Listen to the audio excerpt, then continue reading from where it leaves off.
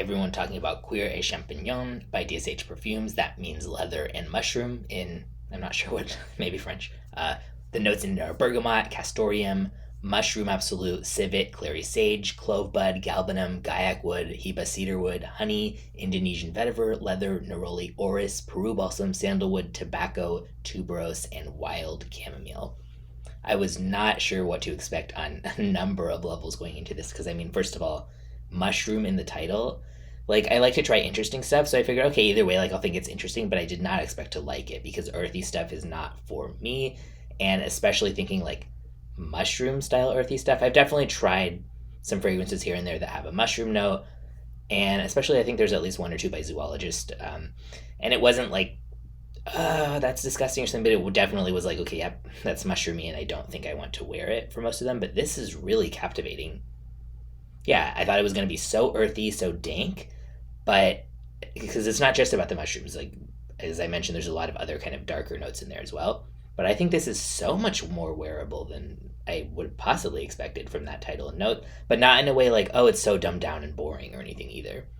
Very unique. The scent profile is still very bold, but there's like a cooling, lighter side to it as well.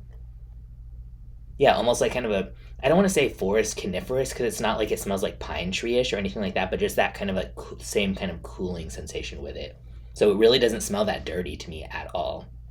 The leather here reminds me of like a well-worn brown leather jacket, and I mean that in like a good way. It blends really well with the other notes and doesn't smell too much either like new shoes type of leather, or on the other hand, too animalic and pungent type of leather.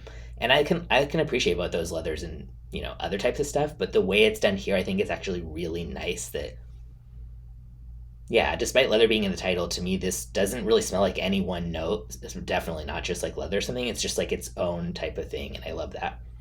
The woods, clove, vetiver, all incorporated really well. They kind of back up the richness of some of the other notes, but they don't steal the show, which can be hard to. I mean, clove can be really strong, and it doesn't do that here.